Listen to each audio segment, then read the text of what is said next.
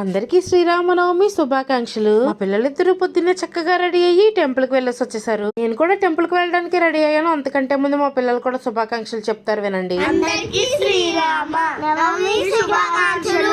చాలా బాగా చెప్పారు కదా, ముచ్చటగా. నేను మా తోడుకోళ్ళ వాళ్ళ పిల్లలు కలిసి టెంపుల్ కి వెళ్తున్నాము. మేము గుడికి వెళ్లేసరికి కళ్యాణం మొత్తం పూర్తయిపోయి అక్షంతలు పంచుతున్నారు. మా ఊర్లోని ఎప్పుడు శ్రీరాముల వారి కళ్యాణం గ్రామ పెద్దల ఆధ్వర్యంలోనే జరుగుతుంది. అది కూడా గ్రామ పెద్దలందరూ కలిసి అంగరంగ వైభవంగానే శ్రీరాముల వారి కళ్యాణాన్ని జరిపించారు. భక్తులందరూ కూడా స్వామివారిని దర్శించుకోవడానికి వెయిట్ చేస్తూ ఉన్నారు. నాకు మాత్రం బెనిఫిట్ ఏంట్రా అంటే, లైన్ లో నుంచోవలసిన పని లేకుండా వీడియో తీసుకోవడానికి వాళ్లే దారిచ్చి పంపించారు. నేను లోపలికి వెళ్లేసరికి అందరికి తలంబ్రాలు పంచుతున్నారు పూజారి గారు. ఇంకా చాలా మంది తలంబ్రాలు తీసుకుందామని వెయిట్ చేస్తూ ఉన్నారు కింద టెంట్ లో. అమ్మవారి కళ్యాణంలో పీటల మీద కూర్చున్న జంట మాత్రం వీళ్లే. దేవర స్తోత్రం చాలా బుద్ధిగా లోపలికి వెళ్లి నమస్కారం చేసుకుంటున్నారు. కళ్యాణం మొత్తం పూర్తయిపోయాక పానకము వడపప్పు తీసుకుని ఇంటికి వెళ్ళిపోయాము. శ్రీరాముల వారి కళ్యాణం సందర్భంగా మా ఊర్లో అన్న సంతర్పణ పెడుతున్నారు. భోజనం చేయడానికి మేమందరం కలిసి భోజనానికి వెళ్తున్నాము. భోజనంలోని వెరైటీలన్నీ చూపిస్తాను రండి. భోజనం కంప్లీట్ చేసేసుకుని సరదాగా నడుచుకుంటూ వచ్చేసాము. మరి ఒకసారి అందరికీ శ్రీరామనవమి శుభాకాంక్షలు అండి.